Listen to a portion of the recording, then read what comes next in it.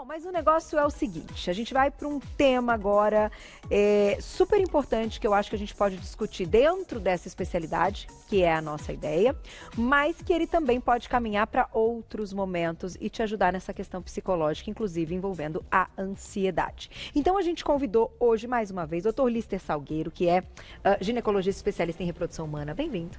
Sempre um prazer. Tá babando aí de mandar suas coisas. Bom ano, é verdade. Primeira vez que está aqui esse ano. Legal nessa da piscina? Ótimo. Para as gravidinhas? Para as grávidas deve ser uma beleza. Muito bom, né? Também achei muito legal. Com a gente, a psicóloga Ellen Priscila Cortez Correia. Bem-vinda. Eu que agradeço. Prazer tê-la aqui. E a nossa queridíssima hoje personagem dessa história, a Malu, que é jornalista, vai contar aí a experiência dela. Bem-vinda, viu, Malu? Obrigada. Eu já conheço essa história linda e estou muito feliz que daqui a pouquinho todo mundo vai conhecer também. Bom, a gente vai falar da ansiedade ligada a um diagnóstico aí possível de infertilidade. É difícil falar nessa questão de diagnóstico de infertilidade, porque muitos casais não conseguem engravidar, né, doutor? E não encontram o motivo, certo? E a ansiedade pode estar envolvida desde aí, né? Não só no processo da reprodução humana em si. Isso não conseguiu ser provado, mas tudo indica que tem um padrão interessante. Nós estamos fazendo, a Ellen, psicóloga da clínica, nós estamos fazendo um estudo para conseguir correlacionar as que engravidam com o nível de estresse. E o resultado é surpreendente. Quem tem menos estresse engravida mais. Que coisa. Na Alemanha acompanharam casos, psicólogo acompanhando e sem psicólogo acompanhando, engravidaram mais as que tinham psicólogo acompanhando. Existe todo um processo, a Ellen vai explicar, que a paciente passa por um estresse, ela fica isolada do mundo, eu falo que ela entra num clube. Ela sai com as amigas têm filho, estão conversando de fralda, chupeta, não sei o quê, e ela está querendo engravidar. Isso e atrapalha. Elas são muito cobradas. Tem umas coisas que a Ellen pode comentar, que ela é mais especializada nisso, que a gente vê de rotina, e isso influencia no processo. Puxa, que coisa. Conta então, bem-vinda, Ellen. Obrigada. Vamos entender aí como, né, o que faz parte desse processo, que pode também, ao invés de ajudar e estimular, sabotar nessa possível gravidez. Nós temos hoje pesquisas que comprovam que o estresse atrapalha o processo de gravidez, tanto natural quanto de um processo de fertilização. Mas dentro da clínica, a gente faz um trabalho junto bem bacana, a gente vai percebendo que as pacientes já chegam com uma história de estresse muito significativa. Ela já vem de anos lidando com essa questão da infertilidade, passando por uma série de situações difíceis.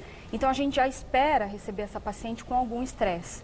Tá, com uma história, um histórico, às vezes abortos de repetição.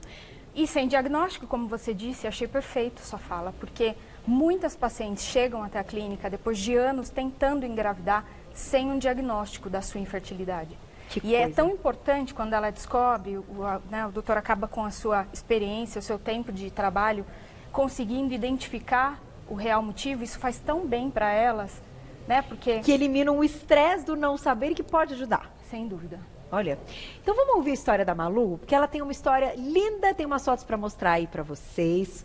Bem-vinda, Malu. Então, queria que você contasse um pouquinho, você é totalmente inserida nessa questão, nesse assunto e nesse universo com tudo que você passou, né? Isso mesmo. Acho que a doutora Ellen resumiu bastante. Em 2011 eu procurei tratamento, fiz um pacotinho de 3 fertilizações e quando a gente chega lá, a gente já chega destruída. Então eu já tinha um casamento que tinha sido desfeito, já tinha tentado engravidar naturalmente. Minhas amigas estavam com seus filhinhos maravilhosos, né? Desde criança a gente sonha com aquela barriga, e aí? E não vem.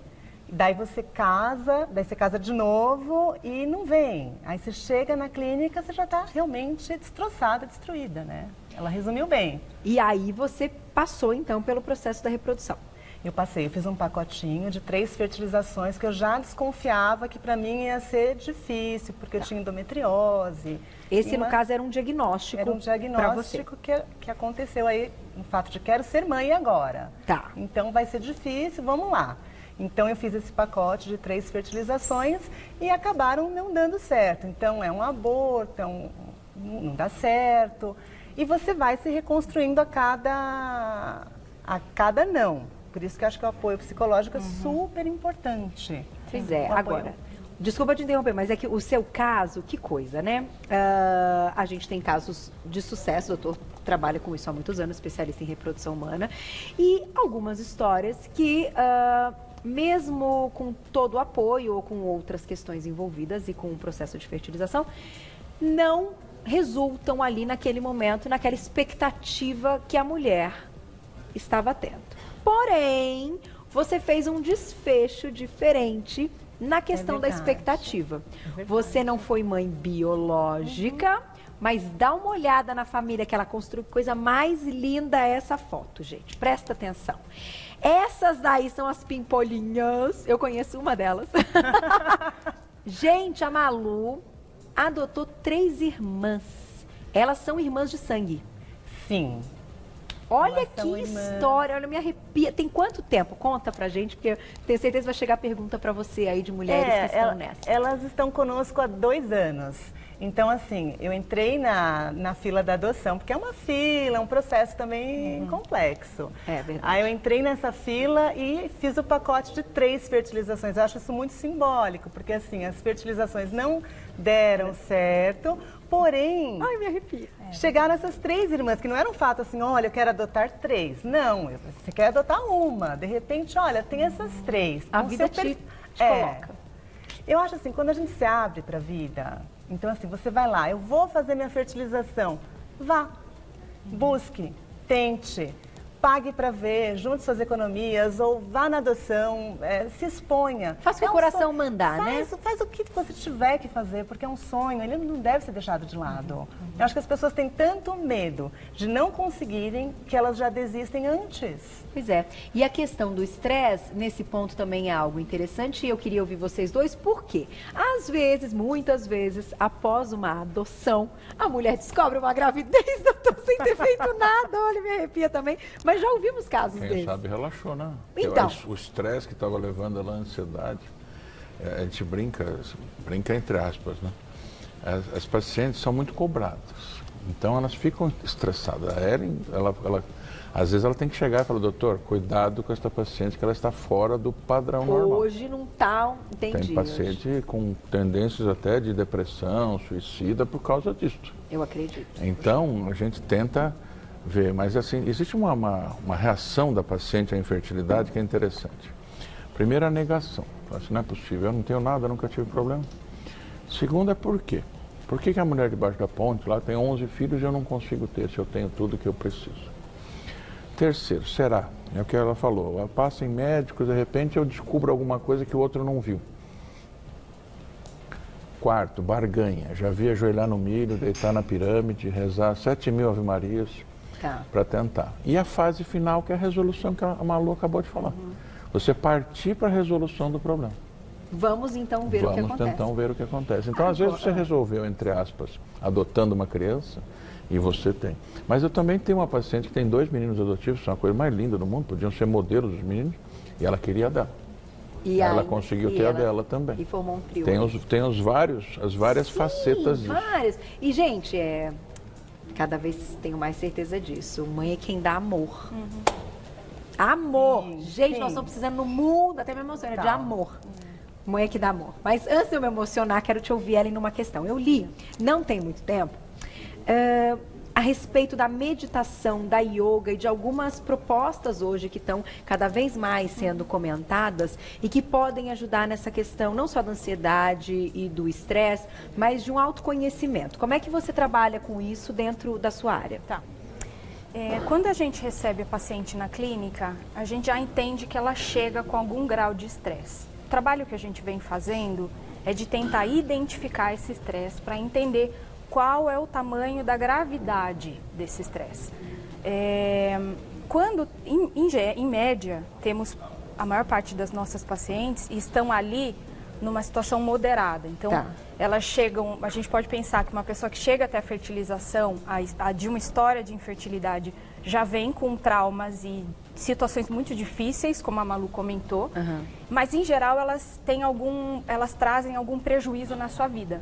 Elas já têm problemas nos seus relacionamentos, problemas com as suas famílias, elas vão se distanciando dos amigos por conta do constrangimento que isso lhes causa. Então ela vai ficando mais isolada, né? Esse nosso trabalho é justamente, com a ajuda da psicologia, de ajudar a paciente se perceber e se observar. E, Carol, é assim, eu sempre pergunto para as pacientes, o que é que você faz por você que te faz bem? Que não tem a ver com o seu trabalho, não tem a ver com a sua família, ou com algo do seu esposo. Muitas vezes elas não sabem responder. Porque a cobrança, a obrigação, ela é tão recorrente que a mulher vai se deixando. O foco é só aquele. Exato. E aí isso é uma história de anos, porque as pacientes não chegam, elas chegam anos tentando engravidar. Então o estresse vai aumentando e os prejuízos na vida também. Aí, o que é que a gente pode fazer com isso? Primeiro ponto, eu acho que é a autopercepção, é isso. O que é que eu faço por mim, que me faz bem e que me relaxa? Né? A meditação é uma alternativa super bacana, como a fé é fundamental. A fé também, A fé é fundamental, eu acredito no que você disse. Quando você tem amor, você dá outros caminhos para isso. A maternidade, ela é vivida de muitas maneiras. Isso que é bonito. Com certeza. Né? E quando você tem fé... A acupuntura é legal também, né? Eu fiz acupuntura de engravidar do João. Nós tivemos uma profissional que fazia acupuntura e o resultado foi excelente, mas a longo prazo ainda não se conseguiu comprovar. Mas ela atuava de duas maneiras, relaxando a paciente, diminuindo o estresse e melhorando a função do sistema hormonal, genital. Não era uma questão... Nossa, gente, eu fiz, posso dar o meu depoimento. Me ajudou bastante. Eu vou colocar uma perguntinha do público e dizer uma coisa interessante. Puxa vida. E como a relação entre as pessoas e as conversas que as pessoas trazem pra gente, muitas vezes, podem atrapalhar. Vou contar brevemente. Meu filho vai fazer 6 anos e eu escuto todos os dias, quando vem o segundo. E eu já demonstrei para todo mundo que eu realmente sempre quis ter mais de um, então eu quero ter o segundo. Não, mas se você não tiver logo, vai ficar muito distante, vai ser muito difícil. Não, mas se você não tiver logo, vai ser... Gente, você já ouviu? Quem está se identificando comigo em casa? Não, mas é pior, porque tem o primeiro. Quando Então, casa, quando vai ter filho. Exato. Quando tem filho, quando vai ter o segundo. Quando vai ter o segundo. E aí aquela questão seguinte, que isso muito mais atrapalha do que ajuda se você está tentando. Não estou dizendo que eu estou, não estou dizendo que vai ser agora, mas estou dizendo que todo e qualquer assunto desta questão que envolve o emocional da mulher para ser mãe, seja do primeiro, do segundo, do terceiro, é complicado, certo? Então, assim, eu acho que essa pauta também vale para as pessoas que estão convivendo com pessoas que podem estar tentando o primeiro, o segundo ou o terceiro, ou qualquer outra coisa, ou estão na fila da adoção, que é o amor. Você quer ser mãe, você quer dar amor, certo? Então, você quer dar amor também para uma criança que vai chegar ali na sua casa, que não vai ser da forma biológica. Então, pensem nisso, gente, porque mais atrapalha do que ajuda. E se eu quisesse ter 2 filhos juntos, eu teria tido. Se eu não usasse, é porque eu queria que fossem cuidados diferentes. Mas é isso que eu falo da cobrança. Coisa. Gente que nunca te viu na vida fala, você não tem filho, você não vai ter o segundo. Pois é, as pessoas querem saber o porquê. Gente que te ama de paixão, domingo, falam, vai me dar netinho, mais um. O amigo do marido fala, você não funciona direito. Acho que tá faltando outra coisa. E a própria paciente se culpa por isso. Olha, eu vou falar, levando pro lado da brincadeira, mas as pessoas também fazem comentários, tá faltando outra coisa. Bom, vamos fazer o seguinte, perguntinha do público, olha lá, que só fazer um alerta, porque eu acho que a nossa parte é ajudar. Miriam, um beijo pra você. Meu esposo sofre com infertilidade. Então, né, descobrimos após um exame de espermograma. Ele tem uma quantidade baixa de espermatozoides. Estamos tentando há 5 anos. Não fizemos nenhum tratamento. Seria possível uma gravidez natural nesse caso? Poxa, Miriam, que pergunta interessante. A gente vai comentar do assunto. Vamos lá. Deixamos uma pergunta, doutor, eu acho importante, interessante. Tive um amigo também com esse diagnóstico. Então, eles descobriram aí, depois de um espermograma, que ele tem uma quantidade baixa de espermatozoides. Eles estão tentando há 5 anos, ela pergunta se de fato, nesse caso, pode acontecer de forma natural, né, sem qualquer procedimento, e ela comenta aí da quantidade. Mas tem também casos de homens que a questão é velocidade, enfim, não é só quantidade, tem velocidade, quantidade. Explica pra gente isso. Depende. Tudo Depende, né? do nível de baixa de espermatozoide. Existem 63 causas conhecidas para o espermatozoide estar de baixa quantidade. Vixe, nossa, muita coisa. Tem de tudo. Tem cirurgia, varicocele, cirurgia, radioterapia, genética e tal. Hoje o normal é 15 milhões por mililitro. Abaixo de 15, assim, de 10 a 15 ainda é leve, ela ainda tem chance de engravidar, mas é um pouco mais difícil. Abaixo de 10 já começa a complicar. Abaixo de 5, muito dificilmente, ela tem 5% por ano de chance de engravidar com abaixo de 5. Por quê? Porque 5 milhões de espermatozoides de alta qualidade é o que precisa para ter uma gravidez. Entendi. Então, se tiver abaixo disso, ela não consegue naturalmente. O de velocidade, então a gente vai... Quais são os parâmetros? É a concentração, número de espermatozoides, como eles nadam e a forma da cabeça ou do corpo, se eles têm alterações. Então, quando tem pouco, chama óligo.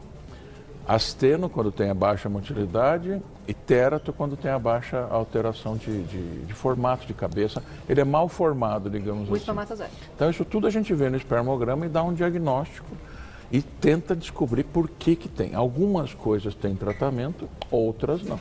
Tá. Agora, a minha pergunta é o seguinte. A gente está falando da questão da ansiedade que envolve o casal, muitas vezes a mulher e o homem também. Neste caso, a questão do estresse e ansiedade pode influenciar nesse número, nessa expectativa, nesse resultado? No caso masculino é muito mais difícil, mas isto leva a um estresse do marido. O marido nunca acha que é com ele o problema.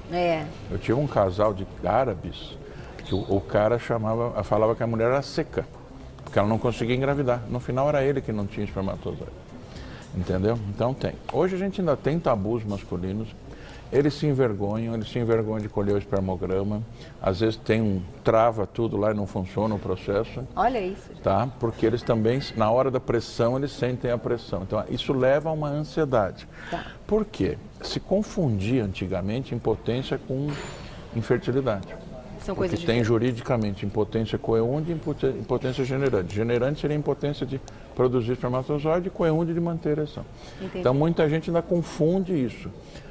Ele pode até ser infértil e impotente, mas não é uma causa conjunta. Tá aí. Uma aula, né? Vamos colocar mais perguntinha do público, olha lá, na tela. Obrigada, Lu, um beijo. Quem toma anticoncepcional por muito tempo dificulta a gravidez? A questão do anticoncepcional é algo recorrente. Tem mulheres que relatam que tiraram o anticoncepcional e engravidaram no mês seguinte e outras que demoram. O que tem, né, aí nesse meio do caminho, doutor? As pessoas usam errado. Usam errado? Usam direto anticoncepcional 10 anos. O certo é parar uma vez por ano e ficar um mês sem anticoncepcional. Ah, é? Por quê? Depois de um tempo, o ovário já não sabe nem por que ele está funcionando. Verdade. Então, quando para, dá uma coisa que chama-se amenorreia secundária. Não tem funcionamento, às vezes a gente tem que dar um tranco, né, com medicamento no ovário para ele voltar a funcionar. Se for só isso, ela não vai ter problema para engravidar, porque volta a funcionar. Às vezes essa pessoa pode ter outro problema concomitante, né? Foi uma coisa que aconteceu e teve a infertilidade. Um ovário policístico. Exato, outro motivo. Outro motivo. Tá bom. Mais pergunta, então. Vamos lá, aproveitem. Esse é o momento. E já a Malu conta do trio. Sônia, um beijo, obrigada. A dificuldade em engravidar, então, pode ser algo genético? Tem essa questão também. Sim. Hoje a genética foi muito mais conhecida depois do projeto Genoma. Por exemplo, a gente sabe que algumas coisas alteram o DNA, tanto do óvulo da mulher como do espermatozoide do homem. Maconha, por exemplo, altera o DNA do espermatozoide. Fumo, bebida, uma série de coisas. Poluição altera o espermatozoide, tanto e da mulher. Hoje, 80% dos abortos são genéticos. Tem uma alteração genética, ou falta um cromossomo, ou falta um pedaço de cromossomo. Isto vem de uma alteração ou do espermatozoide ou do óvulo. O vilão é o óvulo. Tá. 90% dos casos é um óvulo que não tem qualidade. 8% espermatozoide que não tem qualidade e 2% o próprio embrião que não vai para frente. Tá. E por que o óvulo é o vilão? Por causa da idade. Com 25 anos, de cada 10 óvulos que a mulher produz, 2 não prestam. Com 40, de cada 10, 8 não prestam. Por isso que é mais difícil engravidar. Puxa vida. Tá aí. Dá tempo de mais uma, Gláucia? Que a gente vai fechar com o trio da Malu. Olha lá, mais uma. A cara dela. Obrigada, Lu. Beijo. Então ela mandou outra pergunta, hein? Quanto tempo demora após parar de tomar o anticoncepcional para engravidar? Se não tiver dado esse tempo aí de um mês sem ao longo desses anos todos. Porque depende fala do que caso. o hormônio, ele fica na célula de gordura, é verdade? Tem uma história assim. A Tem uma paciente história. mais obesa sequestra hormônios para a parte de gordura. Tá? Então tem uma alteração metabólica. Mas nesse caso, o ovário vai ter que voltar a funcionar. Voltando a funcionar, ela volta a ter chance de engravidar. A chance por mês é 18%. No final do primeiro ano é 92% se ela tiver até 35 anos. Acima de 35 cai essa chance. Então ela volta a ter, assim como quando o ciclo voltar a funcionar. Tá aí. Pois é, tô no deadline, diretora. 36, já tá batendo ali na trave, uma coisa. Vamos fechar com a sua história, Malu? Vamos. E esse trio aí hoje te dá as maiores alegrias e os maiores bafos também, eu Cabelos imagino. brancos, né? Tudo. São as figuras, para ser São, sincero. Gente, são. que gracinha. São. E você se sente completa? Eu me sinto completa. Se acontecer isso de eu engravidar, meu marido falou que vai fugir de casa, né? Porque é muita mulher para administrar, Pois né? é, mas muita mulher, imagina ainda Mas ver uma menina. recomendo que as pessoas realmente vão atrás dos seus sonhos. Acho que existe muito preconceito com as mulheres. O doutor estava falando nessa coisa do julgamento em cima da mulher, acho que é muito forte ainda. Acho que a mulherada tem que levantar a cabeça e Seguir. Não, isso dá tema para outra pauta. Vamos falar de novo. E Adoro elas são quando vocês super estão carinhosas, aqui. elas vêm me abraçar, são as Ai, figuras. lindas! Eu conheci uma delas. Deixa eu passar para vocês aqui os agradecimentos, então. Da Ellen, ao mesmo de vocês, que é o da clínica, que é Fertilis, né? @globo.com, o e-mail e o site fertilis.com.br, para quem quiser saber mais da clínica, fertilis.com.br. Muito obrigada, gente. Obrigada. Que prazer Obrigado a maravilhoso vocês. poder falar de assunto tão bacana. E a gente volta.